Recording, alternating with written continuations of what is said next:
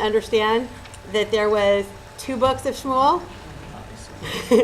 So when she asked, when she sent stuff to Rabbi Wolf, she picked 2, not realizing the other half of Shmuel Aleph, but it worked out. So Rabbi Hoffman completed with you guys Shmuel Aleph last week, and Rabbi Wolf is here to complete what he started learning with you 2 weeks ago, which would be Shmuel Bet, so that when you finished, you'll have a sense of that whole moving toward kingship and the beginning of the kingship piece. Everybody good? Mm-hmm. And I will be here as our man away taking notes.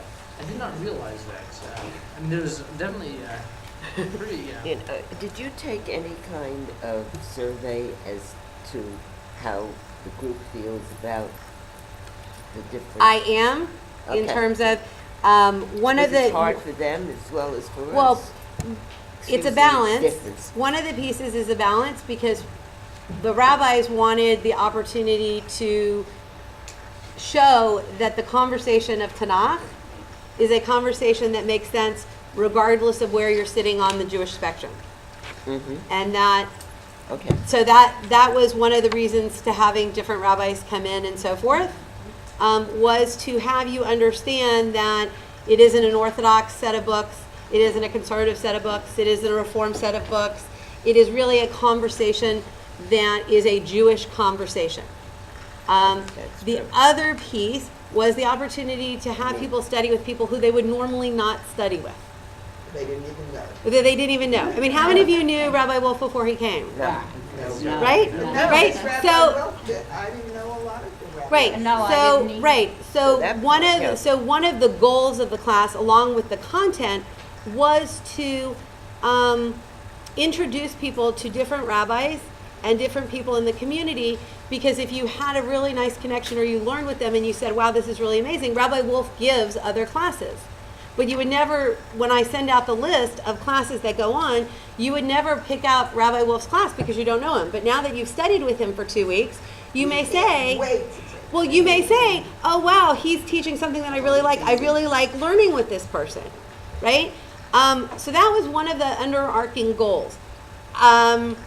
I think it was easier when we were doing the Torah, right? When we were doing that, to have people come in and out in that conversation, because we all kind of had a sense of what those 5 books were, so people coming in and out wasn't so hard.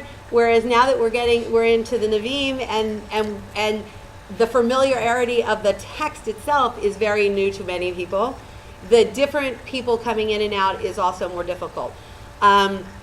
And so I will be sending out a survey of how you want to do it, because we've spent the year doing this, and then we may end up saying, okay, we're going to have somebody do 4 sessions in a chunk.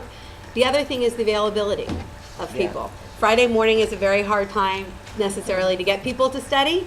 It works for us, but doesn't always necessarily work for the rabbis in the community and so forth. So I will be sending out a survey, but I wanted you to understand that there were really two different goals in this class. One was the content.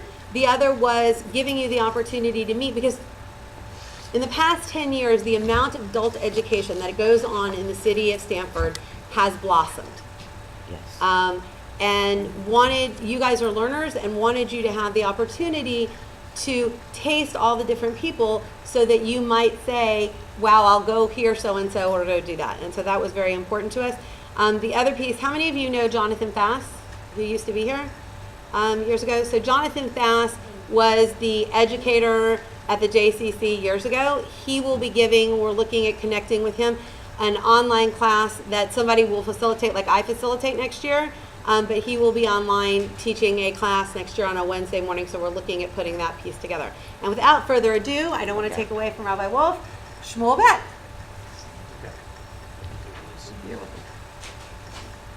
All right. So last time I think we covered basically the first 10 chapters. We saw the whys of David. Anybody want to give you some highlights from what we studied? If you remember, I know it was a while ago and a lot has happened since then, but just so I can see what really came across as focal points and what was sort of hanging in the background. Any particular elements stand out as important features of David's character? Certainly you took notes of it, And David's character? Yeah, David's character. I mean, what we discussed at the time is that I think the book of Shmuel is largely the book of King David. To see it as a book of Shmuel is obviously impossible because Shmuel is not a character because he has already passed on before the book begins. Whereas the book of Shmuel Aleph deals with Shmuel and Shaul and the beginning of monarchy in Israel and change in the nature of the government and leadership. This is really the story of David. It's the story of David and the nation, to be sure, but it is really just the story of one person and the things that happen around him. So what were some highlights of this character that we discussed in the first half of the book? It doesn't really sort of He's divide brave. into two halves. Talk about swift justice. Justice, right? Yeah. Justice, and that justice is swift. Now, the Navi, the prophet, does do a fair amount of, it gives a fair amount of attention to the fact that David is prudent and just, and that he acts in ways that follow laws instead of just follow the whims of his feelings. And that seems to be a crucial characteristic and a very effective one as well in terms of coalescing leadership. David, at this point, and by the time we get to chapter 11, has now subdued the Plishtim. He has subdued the Ammonites. He has taken steps towards unifying the nation. He's got all the tribes surrounding him. He's moved the capital from Hebron to Jerusalem. He's decided that it's time to build the temple, but he was told by the prophet, by Natan, that it was not time to do that. But nevertheless, it's a happy moment in the life of King David and, by extension, in the history of the Jewish nation. So this is really a good time. In fact, the fact that we call it the Jewish nation, the Judaizing people, really comes from this moment when Judah becomes the central feature of the ruling feature within the nation. So that's a good time. Then things start to pick up. We began to talk about this last time, and of course, most famously is the beginning, the story that we have in chapter 11, when David sees Bathsheba. Ah. Yeah. Quite a story, right? Yeah. So, quick synopsis of that story. Anybody want to try to take a stab at it? What was the question again? What happens between David and Bathsheba? What's the Well, he sees Neat. her, he brings her to him. uh-huh. They And then he works have a on killing her relationship, so husband. he That- sends away her husband to be killed. Right. Yeah. Yeah. Right. And she's pregnant. Right. He gets her pregnant. It seems like he might be worried about being found out. His initial ruse to try to deal with that by bringing Uriah and her husband back and trying to Yeah. get her to go have it. Right. Six months. No paternity tests in those days, so you don't have to worry too much about that. It doesn't work. And so he says the next best option is to kill him. Now, this is obviously dismal. Right? There's nothing about this which is attractive to King David. It's a show of raw power, unscrupulous and poor judgments, of course, that you would not expect to find in King David, knowing what we do about him from the first 10 chapters. I mean, so we've seen him being a person generally of sound judgment, careful action, and of high character. And Except so, for the woman. this is something Yes, a woman but comes he along, right? then swept away. Although there have been other women in his life before. He was sort of a womanizer, wasn't he? And I hate I wouldn't say that. Not to this moment. We have not seen that about him. The way we looked at the story of the interaction between David and Michal when they bring the ark back to Jerusalem, and Michal is assaulted, offended by the way that David acts. He says, what you're doing is unbecoming of a king. And I think that is really, in terms of the rise of David, it's really the most important part when he says, he says, with these maidservants that you say I'm acting like one of them, yes, those are my people. With them I will be honored. With them I will be glorified. And that's what he's saying really, is that that's good enough for me and was never good enough for your father, Shaul. Right? And so that is the high point, I think, even though it's not a pretty scene, but it is the high point in David's moral character when we see him as the leader of the people, right? And so what I said last time when we looked at the story is that David is so much of the people that he has now started to assume some of their vices as well. But because he's a king, the extent to which he can do damage with those vices is so much more accentuated. I mean, it's not just a little slip here and a slip there. I mean, it's adultery and murder, and not just murder, but it's so targeted. He sends him out to the front lines to be killed, and later we'll read in a second, he says he was killed with the Cherev B'nai Ammon. David killed him with the Ammonite's sword, as if he was wielding the other nation's army and killing his own people with it. Now that is a terrible expression of abuse of power, if ever there was one. And so it is worthwhile now to focus on some features of David's downfall, and I think that the thing that we will see, and I'll tell you this right in advance so we can look for it as we go through, is why David is different from Shaul. Shaul acts as king. He's coronated, he's given license to rule by Shmuel, which really comes ultimately from God, and so that's a lot of authority. And for it to crumble in just one generation, for it to end as it did with one of the only, we can call it really a suicide. It's not exactly that, but certainly it's close to it. One of the only suicides that we have recorded in Tanakh is very unfortunate. And you know, the failings of Shaul are obvious. And what the prophet now does is show you that David had many of the same failings. And so the question we really have to ask, and what we need to pay close attention to, is why was David different from Shaul? Why does his leadership become dynastic in this succession, whereas Shaul ended with his life? And so let's take a look at some text. Now, I think that one thing that, just to have a theme on which to sort of focus, is to look not at David himself, but to look at counselors. There are several counselors that come across in this. Shaul rarely took counsel from anybody. The only one who ever really gave him advice was, remember? Who does Shaul take advice from? Shmuel. From the prophet, Shmuel, Samuel, right? Samuel tells him what to do until he stops listening, and then Samuel says, I don't want anything to do with you anymore, right? But he never really sought counsel. He had a general, Avner ben Ner, who we wrote about in the beginning of this book, but not too many advisors. David has several, some of whom are certainly better than others. One of them is Natan. Now, take a look over here at chapter 12. Natan, Nathan, the prophet, comes to David and he tells him about what he has done. He gives him a parable. It's a familiar parable where he tells him about, actually let's read a couple of verses of it. Am I right? It's 2 and it's 12? It's, 2 Samuel chapter 12, beginning of the chapter. Is there a page number?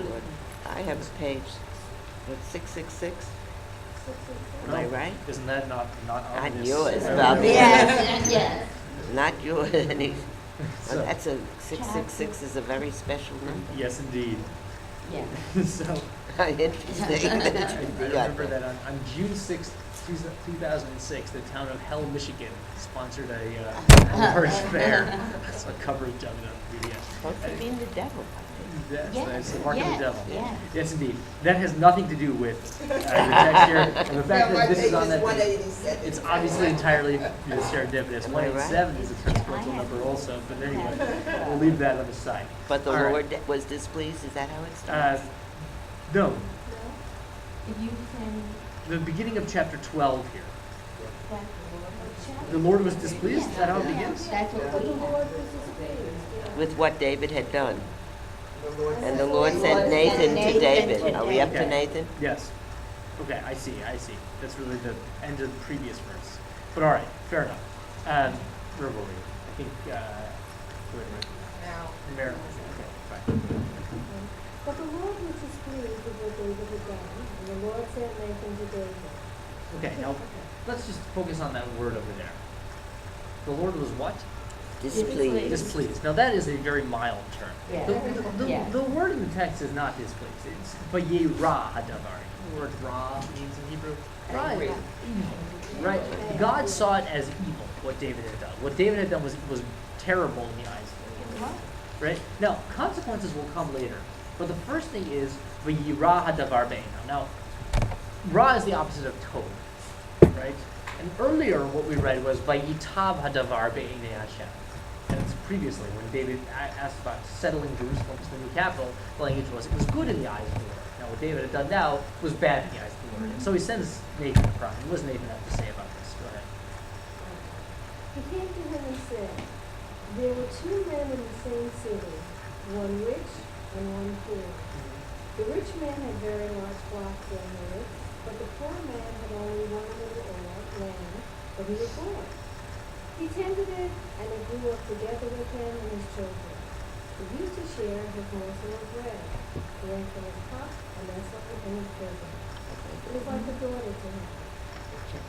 One day, a traveler came to the rich man, but he was loath to take anything from his own flocks or herds to prepare a meal for the guest who had come to him. So he took the poor man's lamb and prepared it for the man who had come to him.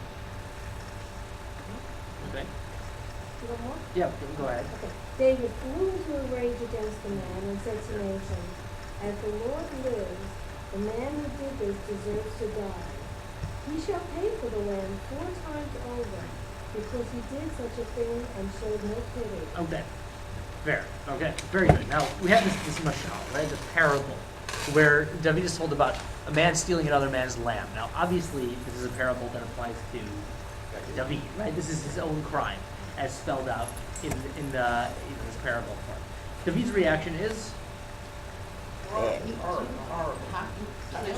punish him, right? He doesn't say kill him.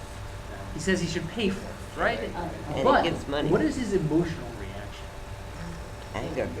Rage. He's furious. V'yichar af David v'yish, right? He gets very angry at the man. Now, anger is a new thing for David. When David is told about Shaul's death, he doesn't get angry. Don't get mad, get even, right? So here he gets mad, right? And he says, we need to do something to this man, and we're going to punish him 4 times over. Now, David, as we saw before, was a man of great justice. What should be the right amount here? 20% more. 20% perhaps, right? Yeah. No, maybe, depending on how it actually works out. 20% maybe 1 time. 4 times is perhaps justifiable, but it's not. It doesn't spell out a legal reason for it. It's just an arbitrary punishment because he's upset, right? You see a shift in David's character. Yes. David the just has now gone into David the emotional. Now, this is dangerous territory for David, right? The crime has already been committed, and now we can understand why. He's a person who's acting after his emotion. And so Natan, of course, now tells David that he is the criminal here. So, how does David respond after hearing this? So now David, again, resumes his composure. Go down to verse 13. Marilyn,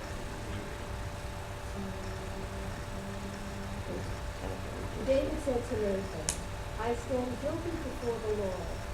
And Nathan replied to David, "The Lord has remitted your sin. You shall not die. However, since you have spurned the enemies of the Lord by this deed, even the child about to be born to you shall die." Aha. Ooh, So what is David's punishment? losing his child. Yeah, losing the child, right?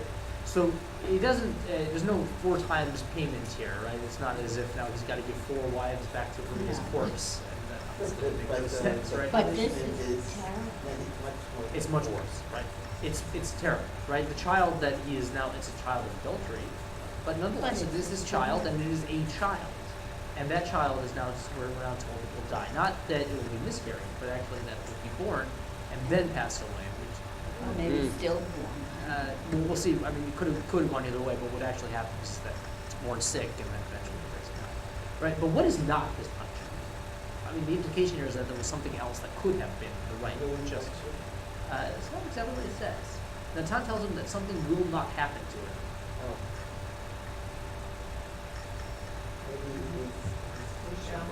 You shall not die, right? That's what it says. Implying what? That what would David assume his penalty to be for this crime? Death. And that's just. He's committed murder. I mean, Natan is told you killed this fellow Uriah. Yeah. You may not have done it with your own hands, but it's It just happened. as if you did, right? You picked up the Ammonite sword and you killed him in that way, and so you deserve to die. But he says, well, you won't. You won't die. You've confessed your sin, and of course, there's not sufficient evidence to convict you anyway, and so that wouldn't. No court is going to bring you to bear on this. However, you will get another punishment. Now, it does say, however, why he gets that punishment. Yes, you've confessed, and that's a good first step towards repentance, but you will be punished because of something else. What has he done? It's not just that he's killed Uriah. He's done something else as specified here in verse 14. Spurn the enemies So let's figure out what that means. Spurn the enemies of, what does it say? of the Lord by this deed. The enemies of the Lord. What on earth does that mean? Spurn the enemies of the Lord. V'atzta, it says, V'atzta et oivei Adonai b'davar hazeh. V'atzta would be to enrage, maybe to more than to spurn or to infuriate is probably even better, than the enemies of the God. So now most of the commentators understand this to be a reference to Israel. And the enemies of God over here is used euphemistically to refer to the Jewish people, the people of Israel. The enemies of God at this moment because of the acts of David. Meaning that David, as the exemplar of the people, because he is their king, has done something horrendous. He's done something horrendous, could easily be argued, because culturally that was something which could have been deemed acceptable. And if you're in a culture where adultery is acceptable, that means that it's not a culture that's really on the same page as God. And so it's fair then to say that the enemies of God are the Jewish people. But even if that weren't the case, it's a not an uncommon euphemism. It's not totally obvious to me why, but it's something you see across both Tanakh and in rabbinic literature. The idea of referring to Oivei Hashem, the enemies of God, as the Jewish people. That understanding, it says you've angered them by this deed. Now, what does that mean? It says you're going to be punished not because of what you did, but because of what you did to whom? To the nation. To the right? nation. You have harmed the nation in so doing. You are their king. And you Says should the be an Tanakh. example. You need to do better, Mhm. right? When Right. you sin, when you mess things up, when you show yourself to be of loose moral character and very corruptible, it's a poor example for the people. It reflects poorly on the people. And so in so doing, you have made yourself doubly guilty. So now David is reminded of something, right? That he's not just a person who can act on his own whims. He's not just a person who acts for himself. It's for the nation. And the Tan says, for that you bear ultimate culpability. If somebody else had done this, they might get away with it. But you can't get away with it, right? And so indeed it does happen. Child does die, and it's a very, very sad story. David is greatly grieved by it, but Sheva is even more so, since she's really almost blameless in this situation. She right? is. How can she be blameless? You think that she must have done She something? has to. Well, Slept with them. well, You no, know, he's the king. you can't say she was raped. It does not say that. It does not say she was raped. No, I No. know. It's true. So No. there has to be some consent. Well, Yes. However, again, he is the king. That's he's right. the king. Well, didn't they have that whole period in medieval where the king had the woman before it Prima nocte, right? I don't know if that ever was really practiced or if it's just one of those things that was used as a. And also you see that in Scare what tactic. Rigoletto is a perfect example where you see what goes on. Right. Now, that's not this. No. They were already married. All right. And David's behavior is not justifiable as part of the regular role of the monarch. No, I agree No. with that. But Bathsheba, she's certainly not as guilty as David is in this situation, right? And so she is punished also, and it's her child as well. Yes. And she's greatly grieved by it, and then eventually she gets over it. They have another child, and the other child becomes King Solomon, right? Born as Shlomo. And David does something interesting with this child. Go out to verse 25. Here, I'll continue reading. I'll get another one after this. 25. It's on the next page. 25, okay. The Lord favored him, okay? And he sent a message through the prophet Nathan, and he was named Jedidiah at the instance of the Lord. That is not a great translation. Terrible. What I just read. Well, that's what I felt when I did the ram, and I'm going to translate it for you. Right? It says, "V'yishlach b'yad Natan Hanavi v'yikra shemo Yedidiah." It says he was sent. And I think that what this refers to is Shlomo, the son, Solomon, who was born to him, was sent in the care of Natan to raise him. Natan gave him a new name. That's Yikra shemo Yedidiah. He called him Jedediah, meaning friend of God. So we've got Bavura. Solomon. Solomon. AKA Jedediah. Yes. Was then raised by Natan. Now, what is David doing? He's taken him out of the David's and Bathsheba's bringing up and given him to somebody else. Somebody else, right? And who is that somebody else? Natan. Natan. Why would he do this? Now, there's a model that he followed, right? Earlier in the book of Samuel, somebody else was put in the same place, right? Hannah has a son. That's right. yes, Right. Hannah, By Eli. Hannah Yes. goes, yeah. Right? yes, Yeah. yes. Right? Now, very different situation. Samuel is a gift from God, totally different from the way Solomon is. Hannah is presented as only the most righteous woman. And, Right. you know, it's a very, very different situation, but the model is there. Is that how do you make sure your son is maybe in a hostile environment with, you know, competitors amongst him, right? Because we know in the story of Samuel, where he had half siblings from Elkanah's other wife, Nina, who may have not have felt so kindly disposed towards him. How do you take care of that child? Get him out. Send him somewhere else. Where do you send him specifically? God. So in that case, it was Eli. Now it is Natan. But the name that Natan gives him is very significant, right? How did God feel towards David initially in the story? Vayina'etz. He's furious at him, right? And what is the name that Natan gives to Solomon? Jedediah, the word Yedid in Hebrew means friend, dear one. And so the implication is that the relationship between Solomon and God is going to start very differently from the one that David has with God at this moment. If you were to stay in David's house, then things could end up being quite different. All right, so then we have the end of that episode, not a very happy episode, but the end with a future for the nation. So David has already done something here to ensure his legacy. He's taken the individual who will eventually become a successor, and we may very well believe will ultimately be a successor, and taken him and put him somewhere else to be raised in a different environment, outside of the palace. So that's an interesting move. Now what happens afterwards is the whole notion of succession really becomes a very turbulent question for them. And so again, I want to focus more on the advisors than on the actual events, because it's a lot easier to see what's happening. So the next story we have here is the story of two of David's children, three of them actually. There are three major clans. Avshalom, his sister Tamar, now those are both children of David who are full siblings, and their half-brother Amnon, who is also David's son, but from a different mother. So we get a story here where Amnon finds his half-sister very attractive. He's interested in her. She's only his half-sister, but nonetheless, she is, of course, his sister. It's not beautiful. You know, the stories they are what they are. But take a look here at verse 3. We learn about a friend of Amnon. Here we are in chapter 13. Amnon has a friend called Yonadav.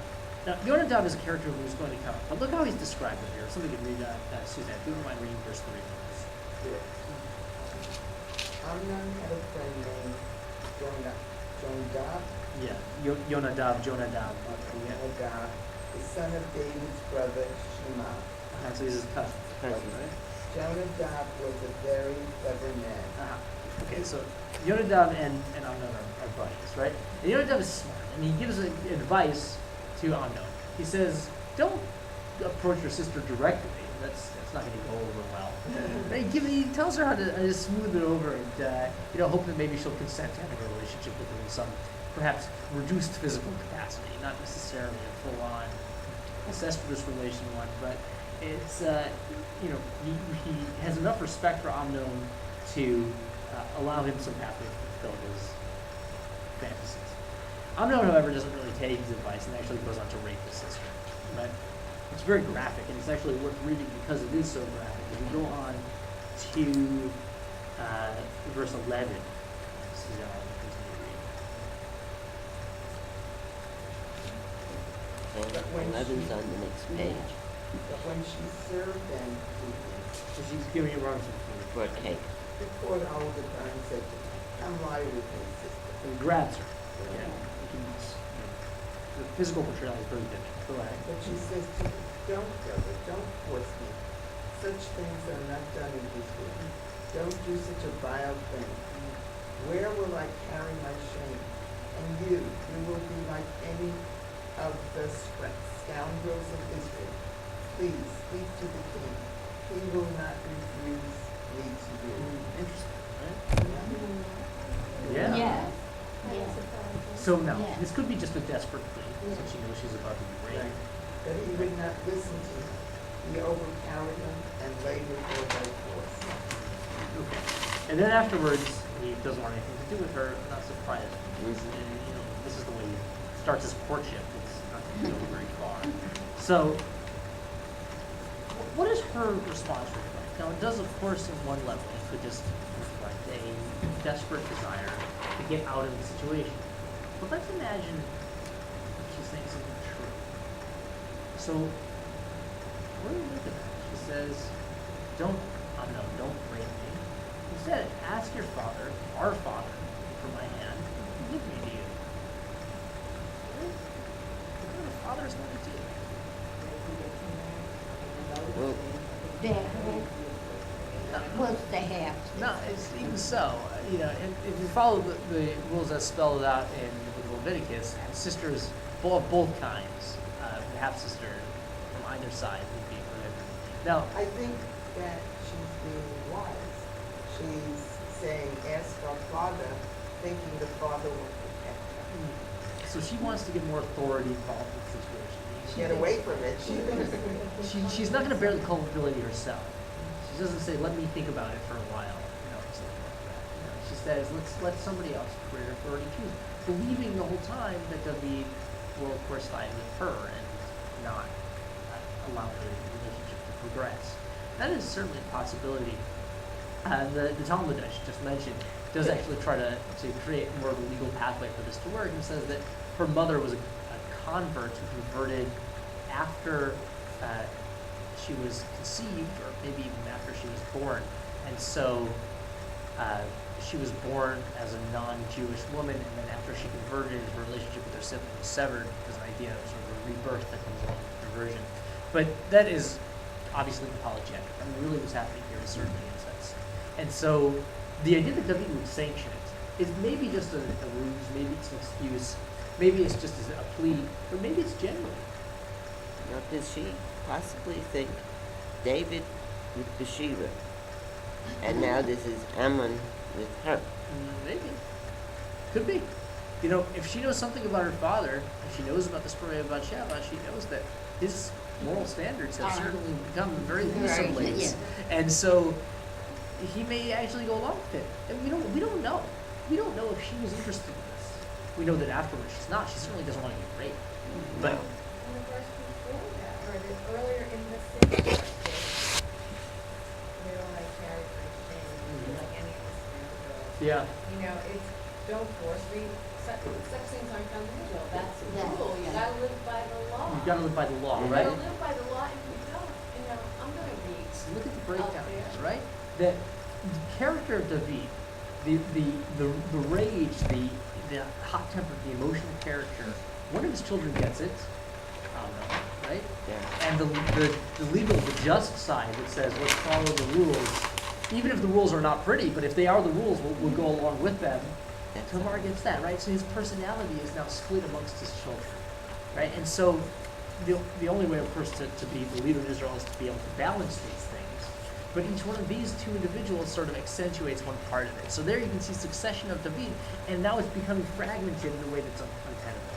This story is pretty ugly. Of course, now Avshalom is upset that his sister was raped, and what goes on afterwards is that Avshalom tries to, successfully rather, lures Amnon out and kills him. Right? Okay. He pretends to be all friendly to him, and then Avshalom, realizing that he has seen his father as sort of a poor actor in this, decides that it's time to take matters into his own hands and guarantee that he will be the next king. But before we actually see that in action, I think it's worthwhile to see how David reacts to the news. Again, this goes back to Yonadav, David's nephew, Amnon's cousin, and his friend. So go on to verse 32. See now only read again. But Jonadab, the son of David's brother Shema, said, "My lord must not think that all the young princesses have been killed. Only Amnon is dead. For this has been decided by Absalom ever since his sister Tamar was violated." So he explains to David what happened, implying possibly that David really was unaware that all of these goings on were happening in his house without his knowledge. Yes, he did. So my lord the king must not think for a moment that all the princes are dead. Amnon alone is dead. Meanwhile, Absalom had fled. Okay, we'll leave it at that. Okay. All right. So, what is Yonadav doing? Because David it couches the news of Amnon's death in these terms. that there's still gonna be a legacy of some form. Tells him, yes, one of your sons is dead. The son who you may have thought best represented you. At this moment, the closest approximation that David has amongst his children to himself is probably Amnon. He says, well, you still have somebody else. There'll still be somebody else to take over from you. Now, it's not a happy thing for a parent to hear. He says, you know, your daughter, his news also, his daughter was raped by her brother, and then he's dead. But at least there are some other princes. Now, this is very different from the report that we got from Natan, right? So the kind of counsel that's being given at different junctures here is quite different. When he takes counsel from Natan, he's instructed by it, he's edified by it, he takes lesson from it, and he takes heart from it and says, I've got to do better. From Yonadav, all he gets is, the crafty Yonadav tells him, I don't want you to feel like you need to act in a rage now and kill yourself or something like that, because you still will have a legacy, you still have possible succession. Does it But- make any difference if Solomon is away and being Possibly. brought up well and, So there's always and that. maybe the axe in the back of somebody's There's mind? always that possibility. That's right. That's right. So, but at this moment now, Avshalom now says, I need to take some steps towards ensuring that my father, in all of his rage and madness, does not continue to rule Israel. I will become the next king. And so he stages a coup. It's very elaborate. It goes on for quite some time. It covers about the next 5 chapters over here. But I just want to look at a couple of key verses in this as Avshalom sets up an alternative to David's leadership. Now, from something like, what does Avshalom mean? The word Avshalom. Avshalom. You break it into 2 words. Again? Father of peace. Peace. Right? Yeah. It's kind of interesting, right? My father is peace. And this is the one who actually makes war with his father. Oftentimes there's wonderful symbolism in the names in the books of the prophets. We talked earlier about the name Mephibosheth, right? Mephibosheth, the most shameful one, who is one of the sons of Shaul, right? And so, these are not names that anybody would actually give, but they do carry a lot of symbolism with them. Now, Avshalom goes and he finds the council with the fellow named Achitophel. Creates a really alternative. He's got Achitophel as an advisor in the same way that David has got Natan. He has his own Kohen. He's got his own, really his own government in formation. He has his own general element in Amasa. He really has a real organization to oppose David. And he takes a rather egregious step to try to demonstrate how he is departing from David. This is the advice that he gets from Achitophel. Again, the advisor over here is always crucial. Achitophel, by the way, is another wonderfully symbolic name. Achitophel, Tophel is tifla, is vanity or wastefulness. Achi means the extreme of. So Achitophel would be the most extreme waste. It's not a name that anybody would ever give. Anyway, so if you go on to chapter 16, verse 20, and I'll let you read again. Okay, as soon as I pick up 16. Verse 20, Verse 20, towards the end of chapter 16. 16. Verse 20, got 21. I think I'm close. Where's 20? It's a new end. Near the end. It's 15. Yeah, I have the date. I got it. Absalom then said to Ahithophel, Yeah, Ahithophel.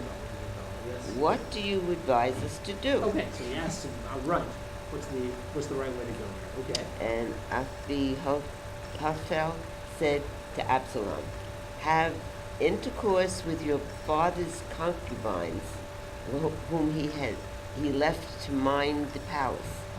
And when all Israel hears that you have dared the wrath of your father, all who support you will be encouraged. Wow. Right?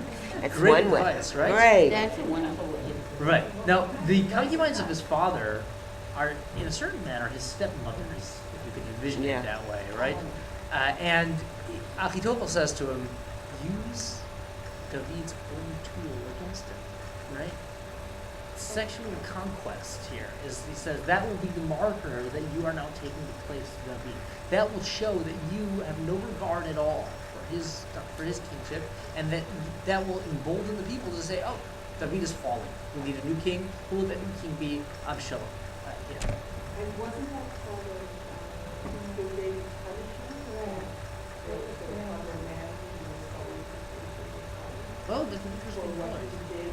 It was not spelled out there in the I chapter, think was it? it It was. was? It was, you're right. And it Yes. would be done in the Yeah. light of day. Yeah, indeed, Yeah. right, so this is, of course, What you did was in the darkness. this is of course analogous to what David has done himself, right? Now, Avshalom is a little smarter than this, and he doesn't like this advice. I mean, his first response is that he thinks it's a good idea, but then he gets counsel elsewhere.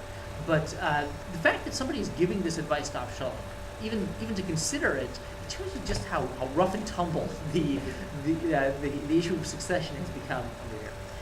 And so what happens here is that Avshalom decides he gets another counsel, a fellow named Hushai, and he follows his advice instead. Achitophel eventually does go and actually kill himself, which is the only time, I said before that there were only a few suicides in Tanakh. Shaul sort of kills himself. It's a sort of assisted suicide. This is a plain old hanging in his own home. So it's a pretty gruesome end for Achitophel, for this advice, for this mode of counsel. When David finally finds out that Avshalom has organized this intense brigade against him, so he finally responds militarily. His advice to his soldiers, though, is to leave Avshalom. They don't. They go out and they kill him. And there's one verse here which is so poignant that it's the similarity between we read here with David and thinking about Shaul is so striking that you could not possibly overlook it if you read the two books together. If you go on chapter 18.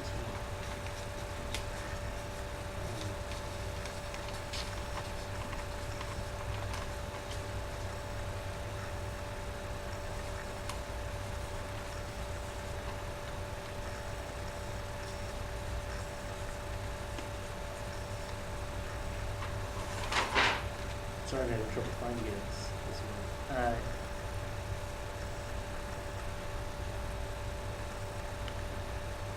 one. My eye is not catching it.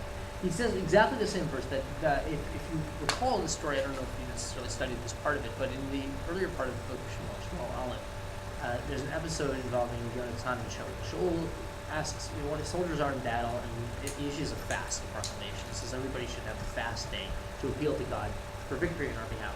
Yonatan, his son, did not hear about the edict of fasting, and he ate until he was out in the battlefield. And they come back into the camp, and Shaul has heard about this, and he says to the people, he says, I want you to judge, to say what should happen to Yonatan. Should he be punished for breaking the fast, or should we leave him alone? And they say, Chai Adonai Yipol Misaro Rosho Artsai. It says, as God lives, not one hair of his head should fall to the ground. In other words, the people have Yonatan's support. Rather, Yonatan has the people's support, I'm sorry.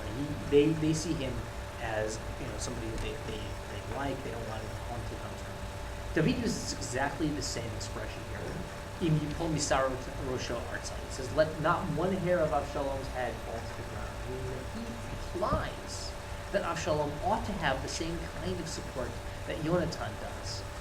And that's striking. His son is rebelling against him, right? Who does in fact have support of some segments of the people, but it's rebellious support. He says, I still see him as my son.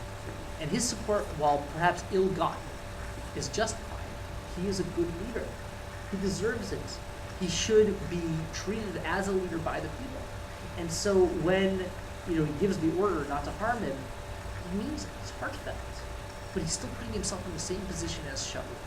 And then when Avshalom does eventually die and is killed in battle, so David is enraged, infuriated by this. He cries for him. You can read over here in chapter 19, first verse. And again, the term over here is crucial.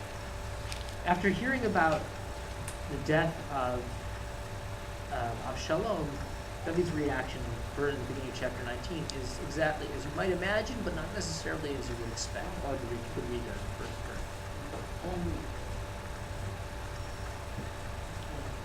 Chapter 19. Oh, The the king. king was shaken. He went up to the upper chamber of the gateway and wept, moaning these words as he wept. My son Absalom, oh my son, my son Absalom, if only I had died instead of you. Oh, Absalom, my son, my son. Okay, now this is harsh, right? And it's you know, you can understand the emotional experience of it, having lost his child. But what he says is so interesting. Now, let's imagine that David had actually died. Would Absalom do that? This is not idle. It's not like when you know when somebody is dying of a disease and you say, oh, it should have been me. It couldn't be you. Yeah. You don't have the disease that they do, right? He actually, this is literally an option that he had. If he had stepped aside and allowed Absalom to be king, Absalom would be living, David would be dead, right? It's something that could have happened. Now, what does he say? I should have. I am not qualified to be king anymore. My son Absalom is better. He has more support from the people. Is his behavior more just? Maybe. You know, the business with the concubines, of course, is aside, but what was the initial motivator? Why did Absalom form a rebellion?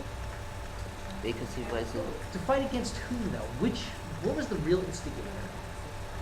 To have a coup. To take everyone's stuff. But why? well, because of the problem with Tamar and Because the Yes. facet of David's character that is represented by Amnon was running wild.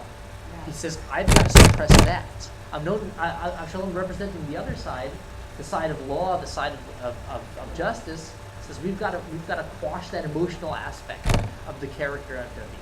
Right? Of course, I don't know what the actual motivation was. And in that moment, he says, I will arrange a coup.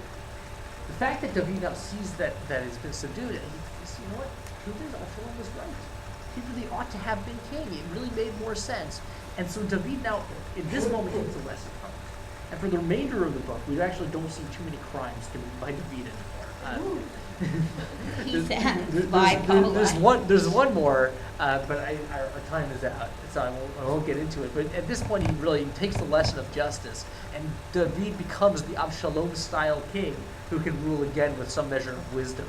And so this period of however many years it is, it's not totally clear from the text, but there's sort of a brief interlude between the first several years of his kingship when he acts in ways that are becoming of a Jewish king, and then at the end when he once again resumes that position, and the years in the middle when he has an interruption. But he does actually learn from this rebellion. And I'll just close with one final remark.